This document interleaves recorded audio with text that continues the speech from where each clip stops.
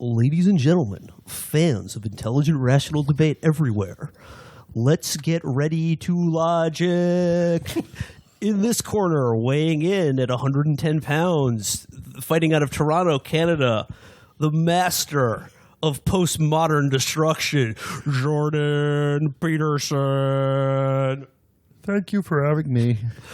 And fighting in the stained t-shirt and dirty pants, hailing all the way from Slovenia, Slavoj Žižek. Thank you for my fellow neoliberal late capitalist subjects to observe these fantastic debates we will be having today. Logical combatants. The opening question of this debate comes from our sponsor, WorldStarHipHop.com. Gentlemen, you have $7.50 and not a penny more to build the perfect hoe. Peterson, you won the coin toss backstage. You may respond. Well, I think that this question points out so many of the problems of this postmodern age. I mean, you only have $2 to give the hoe an hourglass figure, but it's 50 cents if she's a stripper. Wouldn't the second thing be true if the first one would be true? But it's $1.50 more. It's insane. You know, I see these young men coming to me with tears in their eyes because they're romantic partners, these people who share this very special, delicate, insane thing called busting with them. And they go up to them and they say, she was telling people that she was sucking dick while I was playing 2K. And when people said if they thought it was my dick, she said faux. She hit the dab on them. I am so sick of women hitting the dab on young men. They say they have to do it to them. You never have to do it to somebody. So I reject your premise. I will build the perfect hoe with ever many dollars it takes or doesn't take. Mr. Žižek, your response. First, I would like to agree with my colleague, Mr. Peterson, in that I also reject the very premise of the question because the notion that there is a limited number of dollars that one must use to build the perfect hoe is, in fact, purist ideology. It is the capitalist system telling you that, no, you do not deserve the hourglass figure. You do not deserve the stripper woman with her own job who does not have kids. You must choose one small part of this. You must live with less. Well, those in the capitalist overclass are able to have unlimited big booty hoes at their disposal at all times.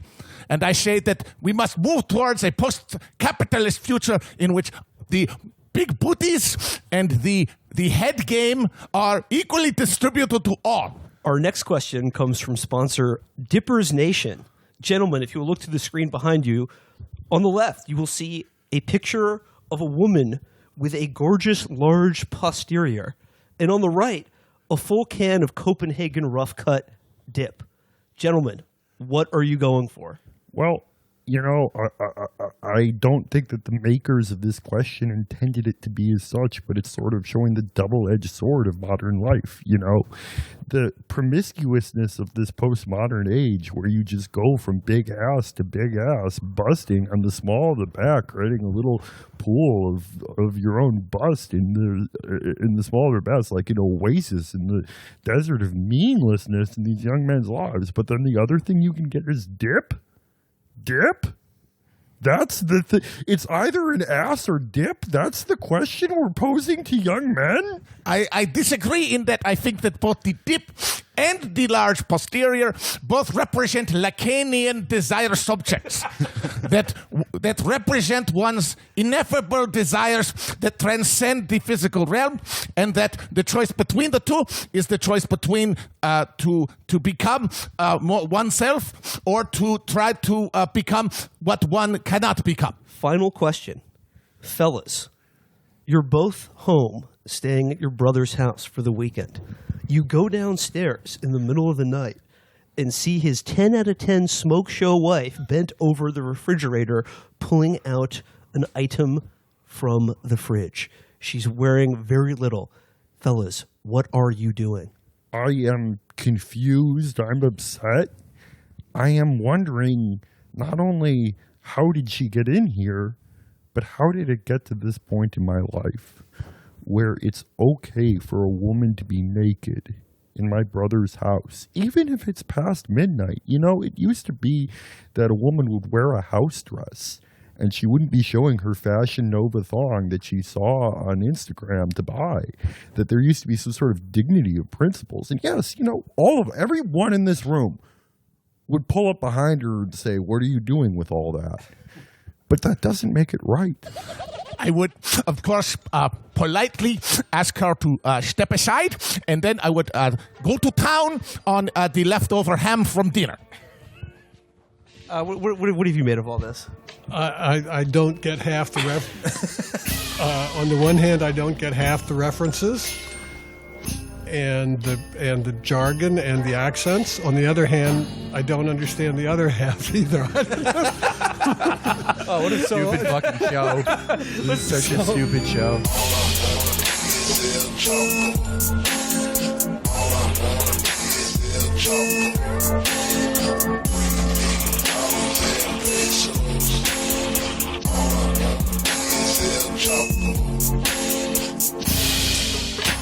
All right, time for it.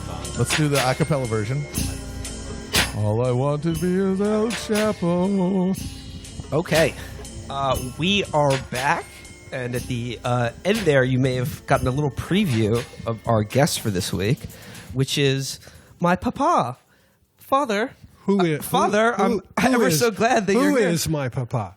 No, actually, which is okay, because you said guest. So, go ahead. This is off to a good start. I'm an editor. My father, it's Daniel Menaker sitting in for us today. Dad, how you doing?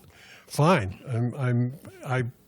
I can't believe that I'm in Brooklyn. It's the first time in many years, and it's still Brooklyn. It hasn't changed, except for you guys. Kings of the city. Yeah. There was a New York magazine about 10 years ago where it showed the Manhattan skyline, and underneath it said, Manhattan, the new Brooklyn. And I thought, yeah, things are changing, you know. Well, you're sitting in this week because I promised long ago that we would get to the bottom of the secret Menaker family history. You're not even going to get to the middle, but we'll try. Go ahead. Well, much of it will be self-serving. There will be many glaring omissions, and a lot of it will be made up. But nonetheless, I've told you and Mom a while ago that a great deal of your family history, in terms of your father, my grandfather, has become fodder for a certain amount of speculation on sort of people who are diametrically opposed in every regard, except they both all hate me and the show. And a lot of this family... Why do you suppose that is? Just pure envy? Is it like green Well, envy? No, I wouldn't say they're just jealous. I think they probably have very good reasons for hating Ideological. the show. Okay? No, it's all jealousy, 100%. Did you hear that cold open? No one has a good reason to hate this show. No. But also, it's an interesting family history about the left and socialism in America as well. So, where should we begin here? Why don't you tell us a little bit about the first Menakers who came to this country? Who were they, and when did they get here? Well, it's a complicated question, but because Menakers are all over the place, as it turns out. I hadn't known that until the last 10 years or so. My grandfather, Solomon Menaker, came here at the time that he arrived, for sure. And I don't know a whole lot about it. And my grandmother also. And they got together. She was from Odessa, and he was from Vilna. And they were both the children of Orthodox Jews. And they both joined the European, Russian, Polish ferment against Orthodox Judaism and became radicalized. They knew they couldn't stay where they were because of pogroms, and so they came here. And I believe they met here. My grandfather started out forming an ideal community somewhere in the Midwest, which, like all ideal communities in the Midwest, bottomed out pretty quickly. And so he came back, of course, to New Jersey, and started somehow a handkerchief plant. Well, that was a very common path for people around that time. What, the handkerchief trade? Well, that old walnut, but like to go to an idealistic utopian town in the Midwest where it all goes awry because the guy that planned it like went insane and thought he was Jesus Christ. No, well, my grandfather didn't think that. He thought he was essentially born to be a handkerchief manufacturer. So it's a little bit different. So do you know that? Is that what Will Menaker used to call a true fact? True fact stated? No, I mean, was what you just said, which sounded so authoritative about people going to the Midwest, forming communities? Yes? Oh, no, I just know that's littered throughout the Midwest. Is like, oh, people tried a town here where there was no money, but then the guy like drank pond water and was like, oh, I'm Jesus Christ, and they stopped doing it. It's sort of the story of how Germans stopped being sort of communitarian in America. Well, my grandfather didn't stop. He came back. He started in northern New Jersey, a textile plant. He shared all the profits with his workers in a very communal way. He had he gave cultural presentations to the people who toiled in his factory. He's a very idealistic man.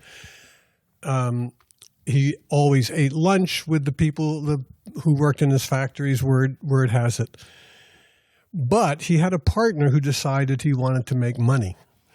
And that was the end of that experiment. So my grandmother and my grandfather moved to Columbia County and decided to start an ideal farm community and tried to sort of radicalize the local farmers who had no idea who he was or what he was talking about.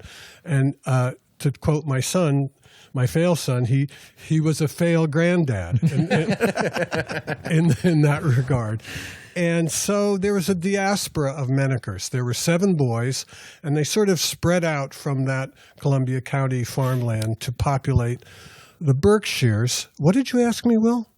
Who are the first Menakers who came to America? But let's go to the sons. Okay, the sons. Of which your father was one of them. Can we talk about the youngest? Yeah, he was the youngest. Let's talk about all the brothers. Okay, so there were 7 boys, and I was taught by my uncle Frederick Engels Menaker to say their names this way: Georgie, Willie, Petey, Nicky, Angie, Lenny, Bobby. Those were the 7 boys. George Menaker, who turned out to be an accountant of all things, had no middle name.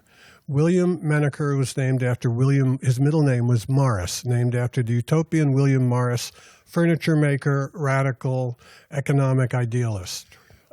Peter was named after a Soviet poet, a pre-Soviet poet named Peter Lvov Menaker, and I think the Venona papers have that middle name wrong. Uncle Nick was named. Yeah, in the Venona book here, it says he's named after Peter.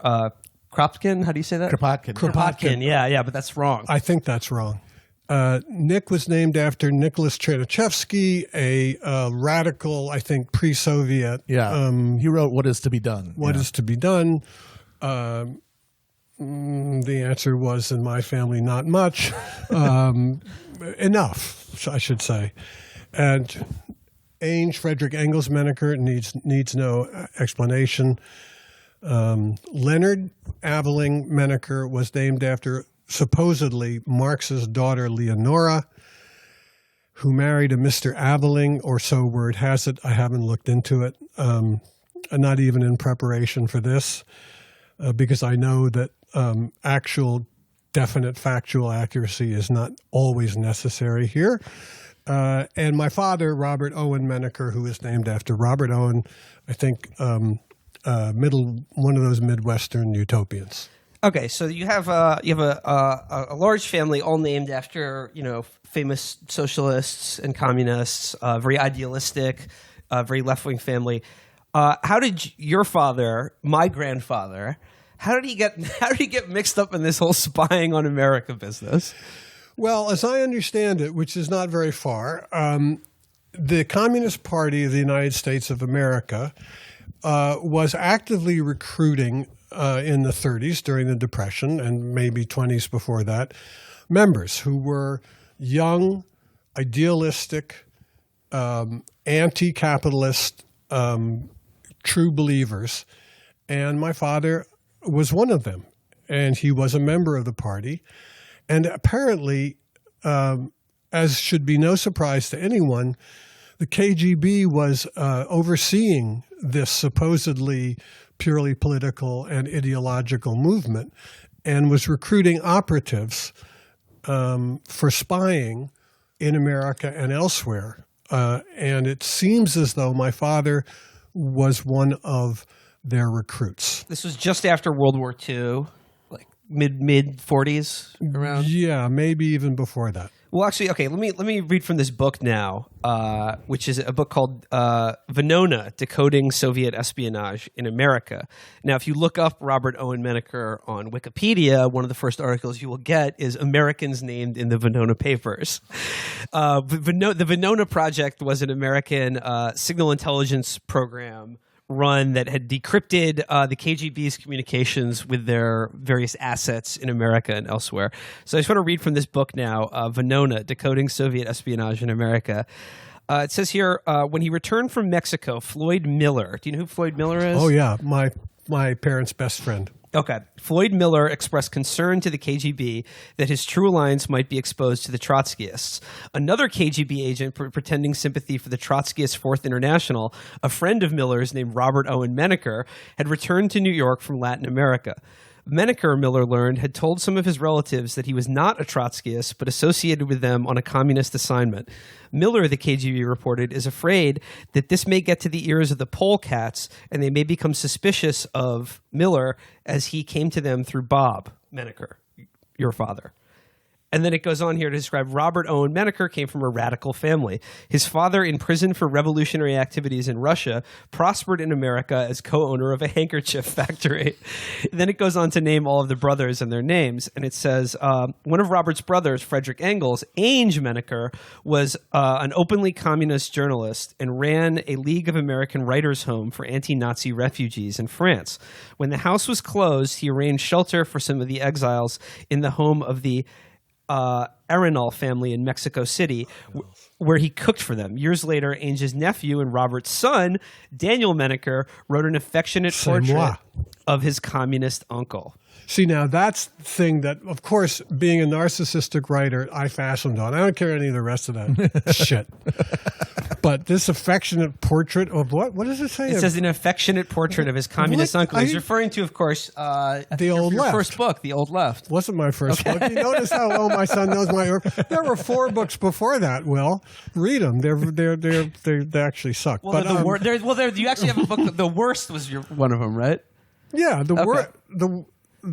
yeah, but that's much later. I have a very long and very undistinguished literary history, and I want you to get it straight, okay? Okay. So The Old Left was a book of short stories that was indeed based on the story of my uncle, Frederick Engels Menaker. It was not an affectionate – see, this bugs me. It was not an affectionate portrait of my uncle. First of all, he wasn't presented as being very well. In fact, when he read the stories – all the stuff that made him out to be kind, sweet, and generous, which was essentially made up, he said, "You got that right." And all the stuff about him being a cranky, sarcastic, unsatisfiable old codger, he said, "I understand. It's fiction. You have to make stuff up." So anyway, it's hardly what he says. Those guys called me, by the way. The guys who wrote this book? Harvey Clare and whoever. James Earl Haynes and Harvey Keir. Clare? Yeah. Yeah. They were really looking for, I think they were looking for me to be some kind of, spy or operative myself. But as you can tell, and your listeners can tell all too well, I don't really know a lot, and it's made it my business until you had to butt in. And ask me these questions, and I had to refresh what's left of my memory about my family. Well, going on in the book here, it says, in his account of his family, Daniel Menaker noted that the Communist Party had sent his father to Mexico to keep an eye on Trotsky in exile. He certainly did that, but more as well, although exactly what Menaker's assignment was is not clear from the 16 Venona messages. See, now that's in which important. He was mentioned. That's important. It wasn't clear because I think he didn't know himself. In fact, the only thing he ever told me about was, with regard to Trotsky's exile in Mexico, was that he really liked to drink with Trotsky's bodyguards. And that was about the extent of his... So he didn't buy ice picks at any point. Yeah, I was going to say, this is very interesting here. I think maybe he is the driver. You think he whacked Trotsky? No, I know he didn't, because I think he was taken entirely by surprise to it. I think, you know, a lot of the Russian influence on the Communist Party of the United States was on people who were not very politically well educated and who were idealistic. And that whole side of the family, my Uncle Ange, my father, and so on, they were basically romantics. I mean, they had economic convictions, I suppose. They really believed that capitalism was exploitative and ultimately doomed. But the work that they did, I actually don't think, maybe it's just self-defense, I don't think they knew they were being run by the KGB. I'm not sure, but certainly my father never talked about that. And he seemed pretty feckless altogether. In fact, when it came time for the House Un-American Activities Committee to begin to investigate some of these people, and they were brought up, you know, to Congress to be interrogated, my father was protected from that, partly because he probably didn't know much, but also because our family had befriended an FBI agent named Tom McDade, who was a counselor at my other uncle's boys' camp. And I think Tom McDade protected my father from being questioned out of the conviction, not so much of friendship, but because he thought my father was not aware exactly of what he was doing, which was true of so many people who joined the party in the 40s and 50s in America. Well, I'm not excusing them. I don't know. No. On this show, we're celebrating them. Oh, okay. But going on in the Venona book here, speaking of your father, it says Menaker had difficulties as an agent. Need we say more? In 1944, he returned from a trip to Chile and tried to find permanent employment in the United States. Michael Bird complained to the New York KGB office that Menaker had alienated several companies with whom he did business. The New York KGB station chief cabled Moscow that in working with Menaker, allowances should be made since he had not been thoroughly trained or screened prior to be given his assignment. Later messages... You see, if you'd read that first, I wouldn't have had to gab on so much about it, but now you're just proving my point. Later messages are only slightly clearer about Menaker's tasks. In one message, the KGB speculated about the possibility that Lawrence Duggan, one of its sources who had recently resigned from the State Department, might attain a job in Chile to do some unspecified work with or in place of Menaker. It then goes on to say here, like his friend Floyd Miller, Robert Menaker apparently cooperated to some extent with the FBI in the 1950s.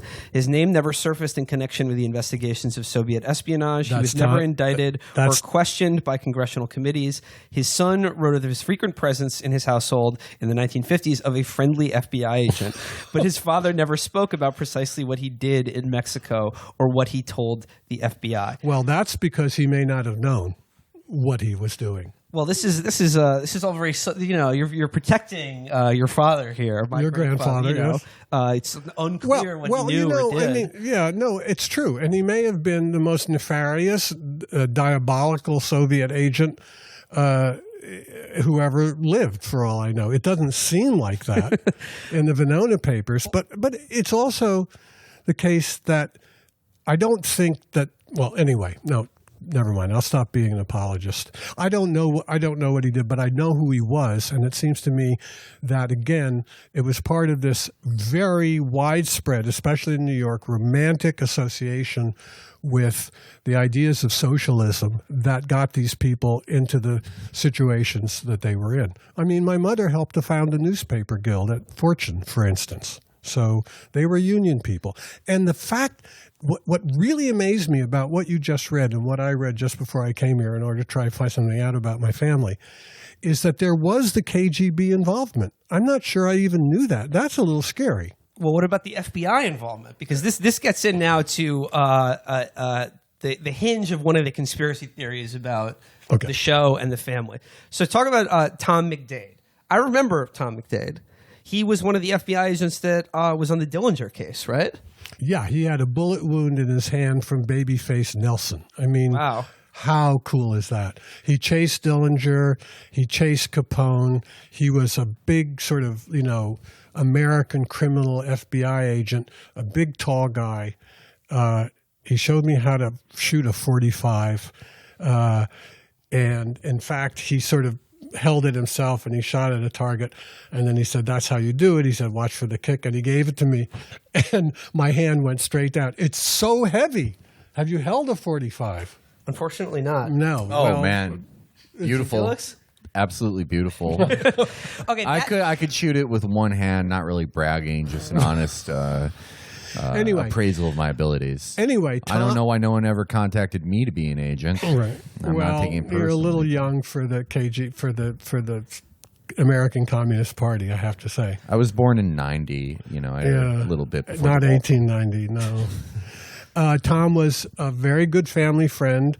I think he protected my family out of a genuine conviction, as I said before, that they were not particularly involved in the nastiest part of Russian communist operations in this country.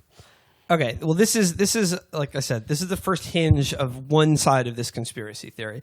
The thing you just shared. Wait. What's the one hand? The FBI's connection to our family and Tom McDade in particular. And in particular, the anecdote you just told about Tom McDade teaching you how to shoot a gun has been someone found that section in the old left and shared it on Twitter as an example of, I think the quote was, collusion. The cops literally taught him how to shoot a gun, ha ha ha, about you, implying that our whole family is cops and snitches, basically. Well. So this from your telling of it, that the sympathetic FBI agent who shielded our family from the House Un-American Activities Committee. It seems convenient. I mean, it does sort of from an outside look does seem like maybe he collaborated or snitched a little bit. I have no idea. I mean, he may have.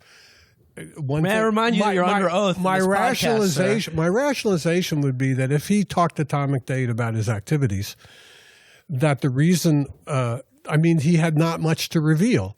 So let's say he cooperated, but what did he give them? I doubt very much of value. If my father or Floyd Miller or anybody cooperated with HUAC without being interrogated, it's something I don't know about. The myth or the truth I was given is that, at least in my father's case, there was not a whole lot of there. Mm-hmm. Now, these details have been assembled by a certain clique of people on this sort of extremely online left. I guess, for lack of a better word, we'll call them the tanky left. The sort of people who Stalin did nothing wrong. Yeah, people who view themselves as communists. Right. That this is part and parcel. That basically this show and my own career is part of essentially a 3 generations long plot by the FBI and others to sort of ruin the left in America. Yeah, right. And that you're a part of it. I'm a part of it. Keep in mind, your father, Robert Menaker, Robert Owen, died when I was 3 years old. Right. I have one or two memories of him, but not before he passed on this awful gene to you, apparently. Right. And the idea that your career at the New Yorker and in publishing, it's all part of it. And then subsequently the New Yorker's coverage of our podcast all early on in the show is, like these, a web. All it's a web. Up. Yeah, all these coincidences and arrangements. Now, what's the other side? Okay, the other side is that we're not dupes of the FBI. These are for people who are to our right, who are conventional Democrats who feel like we're undermining the opposition to Trump and, in fact, are on his side because your father was a communist agent and your whole family since then has been part of a Russian operation, an intelligence operation. So the two opposing sides of this conspiracy theory is that one believes that we're an entire family of snitches for the feds, and the other thinks that we're an entire family of snitches for the KGB and Russia to this day. Yeah. The FSB, I suppose, now. Well, I like the attention. Writers are always looking for attention, and I like the attention. And I mean, knowing how disorganized and chaotic you guys are and totally out of your minds, and I'm proud as I am of you, I think that, and knowing the people in my family that preceded us, it seems to me pretty far-fetched to think of any possible actual organization behind our efforts. Well, that's You would say that, though, wouldn't you? That's the thing. I would, because it's exactly wrong. Yeah. I mean, yeah. That's the thing. You're the organized ones. We're the agents of chaos.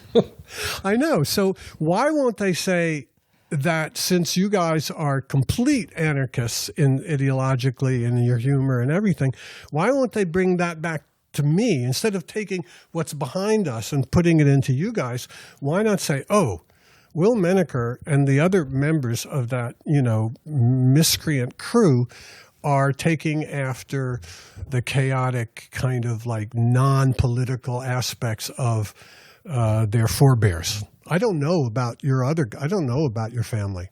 Who are these people anyway? Where am I? Where am I? What's going on? My great grandfather was one of the first Jews to play piano in the Russian Imperial Army. Me personally, my only political mission is to bring back musical instruments as a rank in the army. Wait, didn't one of your relatives work for Capone? Yes. My great uncle worked for Capone. You see, stole from him and then topped himself because he got scared. And it's like, that's why I will never have anxiety, because he embarrassed the family. I'll never do that. When I steal from you guys, I won't kill myself. My dad worked at a bowling alley. right. And before that, He was a salesman. and your grandparents, I don't know. The supermarket manager. My grandfather was, and then my other grandfather ran a plating company. So the 4 or 5 of us sitting here, the truth is that we all emerge in a way from American chaos. I mean, these forebears are all over the place. I mean, you're doing a pretty far left, humorous, satirical podcast, but to try to ascribe it to any direct influence of some controlling force is to make good. It's good. It's Well, good. It's good for you guys, but it's also to be almost more of a laughing stock than the show is. I mean, it's absurd, and but it's an effort to draw and find patterns out of what is essentially the American history of chaos within families. But the detractors, they're also they're the epitome of American chaos, because they can only view politics, the execution of politics, as media that people do or don't consume. So the highest level of political action you do is to put out a media product. Yeah. And even if I think about 100,000 people listen to us, which is way more than we ever thought we would have, but in the grand scheme of things, I'll take care of that. It'll go down after this one. In the grand scheme of things, it's not that many, and it's really not enough to affect the course of the country. It's like the guys we were making fun of at the beginning of the show, like Jordan Peterson, have 100, 200 times that level of adherence, and it's going back to the Curtis thing of giving up the idea of power and just focusing on entertainment. See, and that's the big shift, because when I was a kid, romantic as it may have been, there was a feeling on the left in America, however misguided, however tainted by foreign influence, that in fact Henry Wallace could be president, that we could have a more just and social society, I think that part of my parents' hope and dream was probably sincere and truly felt, that this could be an economically more just nation. And I suppose the Roosevelt administration, because of the Depression, saw to some of that, but we've had a obviously very serious regression. And all those bets seem to be off. And I completely agree with what you guys are doing in a way, which is to expose the emptiness of media convictions as opposed to real world action and activity. I mean, Of which we do none. of which you do none, and therefore I take it back. Actually, I remember one of the stories you told me about growing up in the Greenwich Village as it relates to Henry Wallace. As you said, the Italian kids would chase you and throw fluorescent light bulbs at you because We would be going to the Little Red Schoolhouse, which was filled with Little Reds, and yeah, the kids in the Catholic school on the corner. We would be chanting for Henry Wallace, something like Dewey is somewhere doing something. Truman is somewhere else, and Wallace is in the White House talking to a lady. That was the end of it. In other words, it was talking to a lady. yeah, talking to a lady. That was third base back then. right, right. First base. And then they would. One of my had big fluorescent light bulbs. and then we would be marching the playground, and the kids from St. Anne's, I think that was what it was on the corner of Bleecker Street, would, they hated us. They thought we were commies, and they would throw. And they were told that fluorescent light bulbs have poison in them, and so they threw them. Is that true? I don't think You don't want to want to inhale. you don't want to inhale. I them. think all Italians just think any light bulbs are magic and have newts and worms in them. It's not supposed to work like that. The candle don't come with a switch. The lights that went out because you disrespected your mother. Every time I move out of my mother's house, the glass candles don't work. They're cursed. So that was your experience with activism at a young age. Yeah, and I had a feeling as I went to high school and college and so on. I began to see this historical movement as both farcical and admirable, as sort of futile on the one hand, and yet motivated by what I take to be from my parents genuine conviction about economics. But I think they simply weren't dealing with. The Depression offered a somewhat fertile field for socialistic ideas in this country. When the Second World War happened, when the economy began to recover, that began to evaporate, and it continues to evaporate now with the evaporation of unions, which are just disappearing almost every day. So that, it's kind of Hegelian, if you'll pardon the expression. I mean, this sort of in and out of this. Right now, there's no room for you guys. So I just want you to know that. I mean, your ideas are on the fringes, but you've obviously struck someone's nerve, and that's a good thing. So on the fringes, I think we're nibbling at the outside. You just told me just a few minutes ago that you only had X number of subscribers versus these media people who are selling their supposed ideas to millions of people at the same time. So, I don't know. Just make enough money to pay for my home when I'm older. That's all I want. Just a few other things about family history. Could you talk a little bit about, we talked briefly about my great-uncle Ainge, sort of a crabby figure who you knew very well. Could you talk about him in World War I and then him later in the Spanish Civil War? He was gassed in the First World War, fighting for this country, as they say. He lost all his hair on that account. He was the only bald person in our family, practically. I did inherit some decent hair. He then went to southern France. He did not fight in the Spanish Civil War, but according to legend, he drove an ambulance into northern Spain to pick up wounded Lincoln Brigade soldiers and bring them to medical care in southern France. I was brought up on two record albums called Songs from the Spanish Civil War, which I listen to this day. Freiheit, Jarama Valley, Pete Seeger sang them. The Almanac Singers, which was Pete Seeger's first group, sang them. And folk music and folk dancing and square dancing were also part of our heritage and continue to, affect me to this day. We should use Freiheit as the outro music. Oh, yeah. Yeah. Yeah. No, and get the right one. Get Send the me German one. The German one? Yeah. Okay. It's great. And then finally, I just want to, get you on the record here. Does the New Yorker magazine continue to pay you money in any way? I don't know whether to reveal this or not. No. Why? Why do you ask? Just curious. Just wanted to get that on the record. And Random House does. okay. I'm on pension, blah, blah. Chris, put in that my money real good. Man, money really good over here, nigga. I don't give a fuck. And last but not least, and then just once again for the record, did you tell Gia Tolentino to write that profile of us using your extensive connections in the New Yorker? I did not tell her. I just sent her a check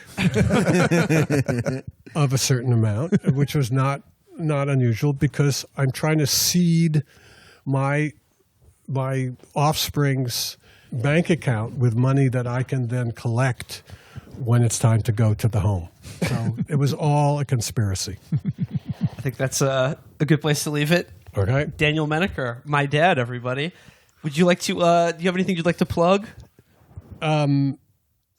Yeah, Chapo Trap House.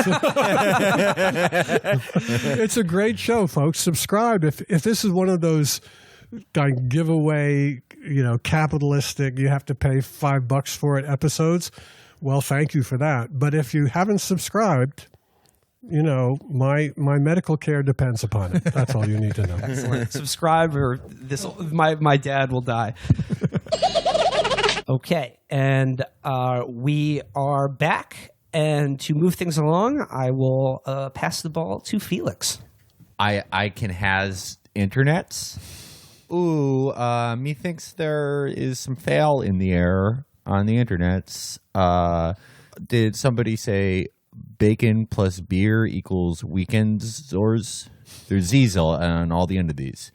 If you do not recognize these speech patterns, it's because you, like most of our listeners, were born in 2012. You're all little babies. This was the parlance of the conservative blogosphere and the internet at large from about, I'd say, the year 1999 to about a year ago. It's the normie internet. We have often found it charming. We've found that some erroneous studies with smaller sample sizes have said that more normies are more likely to be honest, fulfilled people, good people. We've even said that. But then something happened. In the wake of the Parkland shooting, NRA spokeswoman, gun babe Dana Loesch, has once again reemerged onto the national stage, making horrifically fascist videos of the NRA where she talks about needing to protect ourselves from enemies, rootless cosmopolitans, all this, and, just going on racialized terror sprees, being awful. But there are more wrinkles to Dana Loesch on her wrinkleless, beautiful face. I'm talking about Dana Loesch's harsh normie tweets. Felix has done some this is an investigate Chapo. Investigative report. All right, let me start out. These start in 2008, which, if you guys remember, 2008 was a big year for sort of the twilight of Flash animation. It was, if you wanted to make a video of like a dog with George Bush's head on it, it was still pretty funny.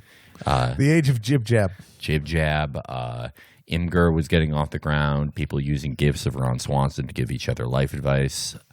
All right, we begin. Vox Day, I pwned you. Now get over it. You can't step to this. Now go play World of Warcraft and cry. That's not good. This is from 2013. Vampires are a fad, but zombies are forever, winky face. Ooh. Awesome. Thanks. Anything with zombies is pure metal. I will definitely incorporate it on air. That's from 2009. I would like to listen to how she incorporated zombies on air. Probably pretty funny. From 2011. This was in December. It's just she was feeling very festive. Simply, the Black Keys FTW. I have 3 more pages of this. 2015. My oldest says I'm the female version of Tallahassee from Zombieland. Maybe, but without the Twinkie obsession. Fudge Rounds FTW. Fudge rounds? It's a cookie. Oh, okay. I thought you meant like fudge bullets. Yeah, fudge bullets. That's what you'd have to kill Eric Erickson with. From 2014, which is, you guys remember, big year for a Tea Party, and probably off the strength of this tweet alone. Walking Dead Tomorrow FTW. We're actually sitting here right now with I think one of 10 Americans who still watches The Walking Dead. You love that show, don't you, Dad? I want to be Negan. All I want to be is Negan. Oh, that's right. That should be your theme song. Why do you like Negan so much, Dad? I mean, it's a sort of yin and yang. I love him because he is really, truly a marvelously evil character. He's a terrible, terrible man. And the best thing he did was on when he was extinguishing some of what's his name's little cadre, he has this bat that he wraps with barbed wire. And it seems to me actually a media atrocity that people are, including me, are so drawn to this.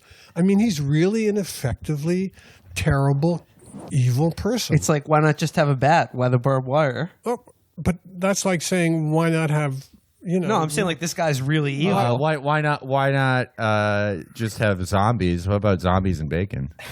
That's what There Dana you should go. say. Yeah, that's exactly what I meant to say, and I totally agree. No, Negan. What can I say? He also has a name like Reagan. I mean, it's there's an association. But then there's Jennifer Egan, who's such a wonderful writer. There's something there's something evocative about Negan, and I don't even know if he has a first name. Is it Jim? What is his first name? I think that would break the spell if you knew he had a normal human's first name. So he's what we call.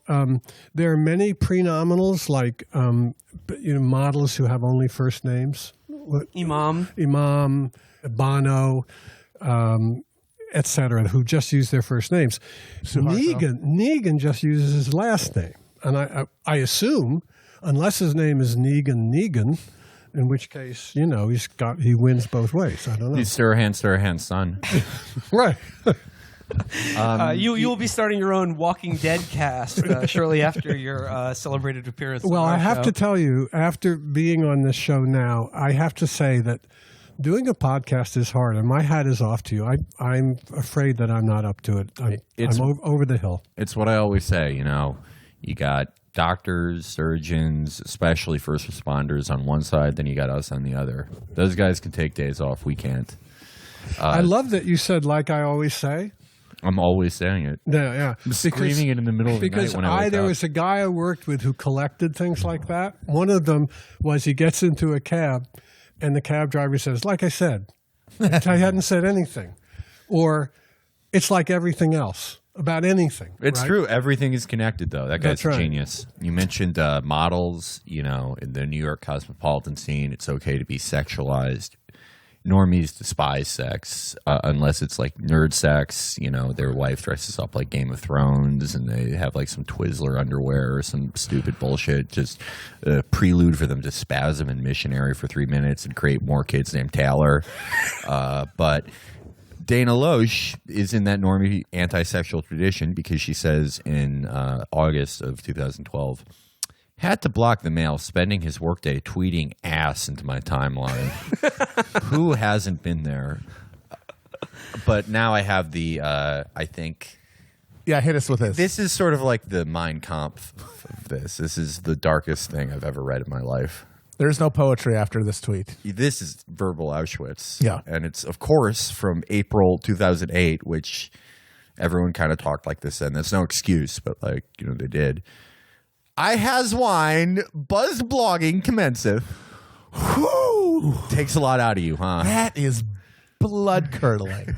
A lot of Z's in that. That is one of the worst things I've ever read. Legitimately. Can I sort of piggybacking off of Dana Loesch's tweets?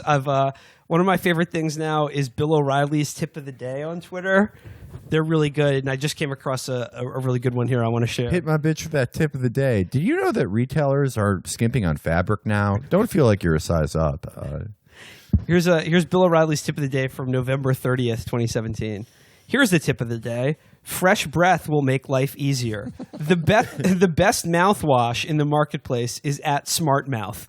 I have no association. With the company. Just looking out for you. Smart Mouth, Wi-Fi enabled mouthwash. Smart Mouth. He probably thinks that's the funniest shit in the world. He's like, I watched Eddie Murphy Raw. Nothing. But that mouthwash is a double entendre. Everyone can enjoy that. Tip of the day.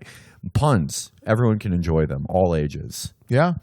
Another normie trait. They love puns. Yeah. Our theory with the normie tweets, though, is that, people have always pointed out that the base of a fascist or authoritarian movement is the petite bourgeois. But beyond that, it's the normies. Yes. Who were... There's a Venn diagram that has a lot of overlap, but it's not a perfect circle. But in the middle is your Nazis, is your fascists. Yeah. Who were the normies of Germany? They were the Bavarians. Who were the first people that the Nazis went after? People who couldn't enjoy epic bacon. Yeah. The beer. They started in the beer hall. Yes. Yeah, enjoying epic beer. Yeah, it's like they marched towards the Munich City Hall saying, beer cheaper than, what is it, cheaper than sex? Oh, yeah, beer cheaper than sex, and it doesn't bother you after. Yeah. Also... attacks on degenerate art, also sort of like hipster bashing. Yes, yeah. yes. It's like those side-by-sides where it's like, Nicki Minaj took 10 writers to write a song called Stupid Ho, and the Beatles, blah, blah, blah. Also, Lebensborn, German for epic golden man babies. Hermann Goering was kind of the big peeler of the Nazi movement, and he would frequently regale people with stories of his exploits, and they would go, big grouper, I wish I had your life. It is true, though, that fascism is essentially the attempt to create a universal totalitarian normiehood, where there is nothing outside of the normie, where there's no smart ass to make fun of you for loving epic bacon and doing memes about it, where those people are rounded up and sent away and massacred, where there's just a place for people to be a little twisted and a little weird, but within this very regimented confines. And Dana Loesch is certainly a modern-day exponent of that. In conclusion, Dana, you're a queen. I would love to have epic internets with you. Come on the show sometimes. We'll do Bacon Win. We'll play, one of those card games. We'll have a great time. Icon has friendships on the internets. Icon has Lebensraum. Yeah. Icon has Czechoslovakia. Hitler. After Jesse Owens won at Munich, Hitler was like, awkward. I mean, when you think about it, like Hitler was an artist after World War I, right? When the experience of World War I created this new cutting edge of art, right? Like Otto Dix and those people, like challenging assumptions about representation stuff, trying to put the horrors of World War I onto the canvas. And what did Hitler want to make? Oh, I want to draw a nice little cottage. And they're like, no, dude, you're not getting into the fucking art school with that shit. Get the fuck out of here. And it's like, what? No, it's a nice little house. There's a little curl of smoke coming out of the window. And then they're like, oh, yeah, well, get this. All you fuckers, we're going to burn all this shit. We're going to send you all the camps. And everyone's going to love my shitty hotel art. And that Hitler's fantasy is the fantasy of every poster guy who's like, and then the entire theater applauded. Yes. Then I killed all the degenerates. Yep. And his art, if you go to Imgur or something, like the art that gets upvoted is like, I drew Iron Man. It's just very literal. This is what my house looks like when it snows. I drew it. Yeah, like one of the great artistic normie cries is, my kid could do that about any kind of abstract or modern art. Which you can imagine every Nazi saying that before they threw another painting on the bottom. The highest end of art to people is like a photorealistic illustration of the cast of 2.5 Men. You're like, now that's art. It's a picture of just like Ashton Kutcher. It's a picture of guns. It's a picture of a gun made of little guns. That's a little too out there, but they'll accept it. Do you want to read the Dennis Prager article? Yeah. So reading series for this week? Let's do it. This comes to us courtesy of old friend Dennis Prager, who, as I think we've mentioned before, I think still holds the title for most repellent thing we've ever read on this show. Yeah. Married women need to close their eyes and think of Prager. It was pretty noxious. There was a 2-part article that he wrote on wives not putting out. Yes. It was one of the most revolting things I've ever come across. This one's a little bit more upbeat. It's titled, Liberals and Conservatives Are Unhappy for Different Reasons, by Dennis Prager. This is in the National Review. The subhead is, Unhappy Americans on the right blame themselves, while unhappy Americans... Yeah, what? What? They're always taking accountability. They're not blaming anyone else. They're not mad at Enterprise Rent-A-Car for not working with the NRA because their biggest hobby is renting cars just to see how a Chrysler drives, even though it's too urban, and then cruising around blasting the Eagles and going into the most rural part of the tri-state area and crying, screaming, and then screaming the N-word into the glove box. They're never aggrieved. They're always normal. They never direct all of their rage and frustration in life onto a Starbucks barista by making them put Herman Goering on a fucking cup. Do you know what? Sir, take a number. My number is Trump MAGA Christmas. This is actually sort of a digression, but it's connected to what we were just talking about. The other thing that a lot of people discovered this week was like from Dana Loesch to Charlie Kirk to Dave Rubin and Todd Starnes, all of these right-wing media figures have this thing where they at airlines incessantly and are like never flying American again. And they put up these like weird, they say like, because they're putting up this whole thing now, they're like, I would never boycott a company or whatever. Yeah. And then they found dozens and dozens of tweets from these people where they're like, United Airlines, never flying with you again. That was the worst flight ever. And then a month later, it's like, American Airlines, do better like United. Is it like, are they just trying to hustle these airlines because they have a media platform and they think they'll get miles or something? I honestly think for people in media who do a lot of traveling, and it's sort of understandable, plane travel is deeply dispiriting and soul-crushing. I think after time, if you do it enough, it sort of shapes your life, and all you really care about anymore is having a good flight experience. And so that becomes your world, is that little cabin and the need to sort of badger people on line to make it more exciting. Again, these half-hearted for you. Boycott attempts that are gone back on, like with the next flight 1-to-1, I think is telling and funny because it presupposes that people actually exercise any kind of choice when they book a flight in this country. Does anyone choose an airline, or they just choose what's... Well, I think conservatives do, because they're the type of freaks who are like, I just want to see how Delta flies. I'm just going to take a day trip to Phoenix just to see what their snacks are like.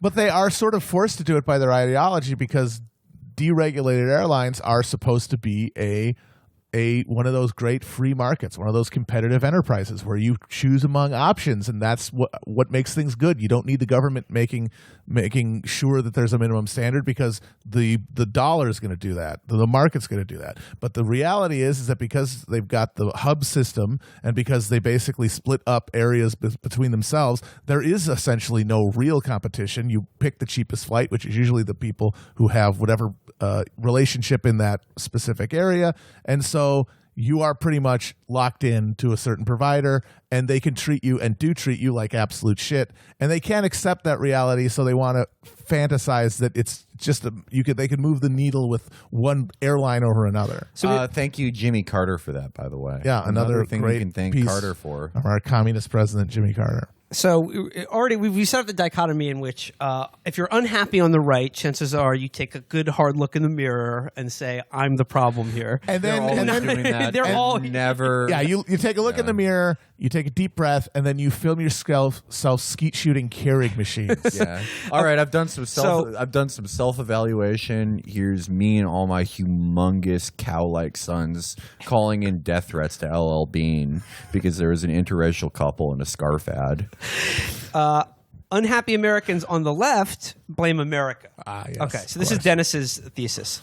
So he writes here, one of the most important differences between the left and the right, one that greatly helps explain their differences, is the difference between... Wait a minute, it's a difference that explains their differences? Yeah, the important difference, one that greatly helps to explain the difference, is the difference between unhappy liberals and unhappy conservatives. Say difference again.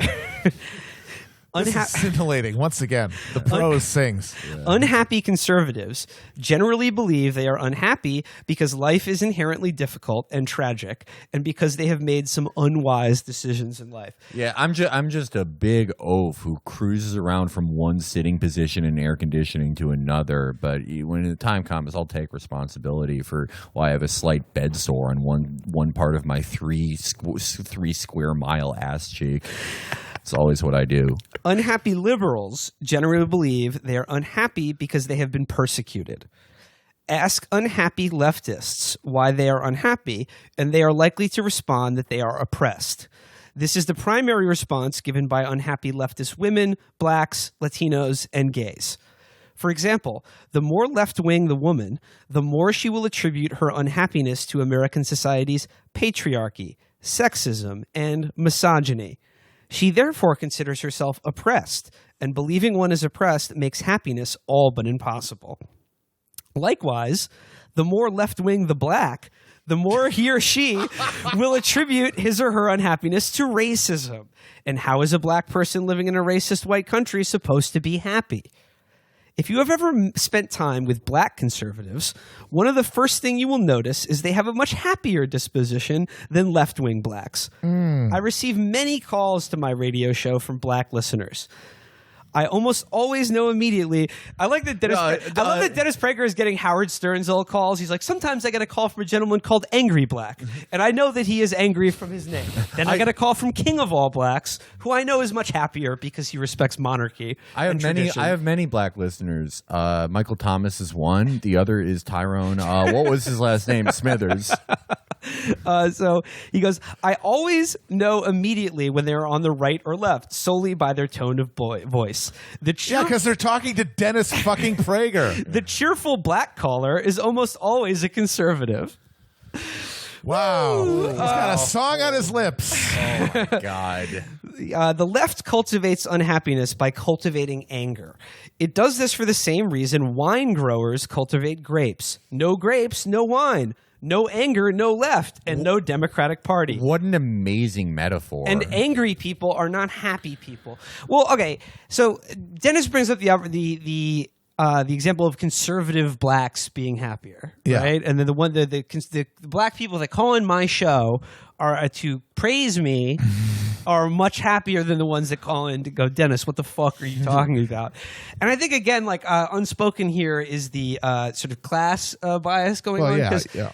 I mean, to be a conservative black, to use Dennis Prager's own language here, I think the entrance to that club is like $250,000 a year at least. So yeah, or to be a fan of Prager's at all. Yeah, like everyone who's a fan of Dennis Prager has like a fucking Ski-Doo dealership and 16 fucking mortgages, but never blames the feminism for why his wife won't honk him off. Never. So, like, the idea here is that, like, you know, conservative liberals just have their grievances. They're spiteful and they're angry and they're sort of envious because they haven't looked into their own heart to correct themselves. Yeah, unlike the people who gathered with assault rifles and tricorner hats with tea bags dangling off of them in Panera parking lots in 2009.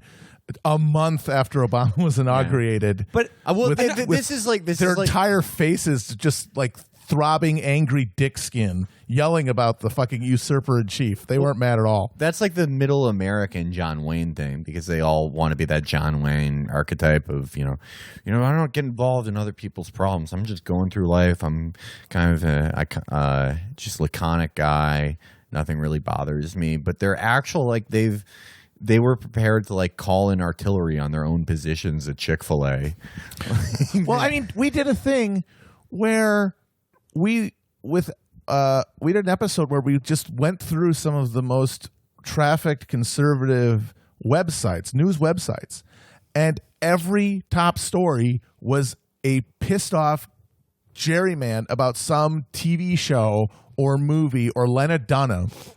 And it was just a collection of grievances. That was all that they are. You go to any of these sites, it's just grievances. Well, their thing is they're just mad that people are seeing Black Panther. Like, I'm not seeing it. You don't have to see a superhero movie. It's fine. Yeah, Ben Shapiro definitely is the portrait of equanimity when he's like, Wakanda doesn't exist. Wakanda is not real. But also what he's doing here is setting up a dichotomy between being happy and being angry. Like, you can be one or the other, right, and it's better to be happy. Whereas I think, like, a lot of people, I think if you try as hard as possible to never be angry, or don't find anything in your own life or the rest of the world to be angry about, I don't think that's a very happy life. No, it's great. I think the placidity, like being placid exterior, probably speaks to a much deeper unease and lack of confidence. No. Keeping everything very cheerful and happy and never expressing any anger, it's a recipe for good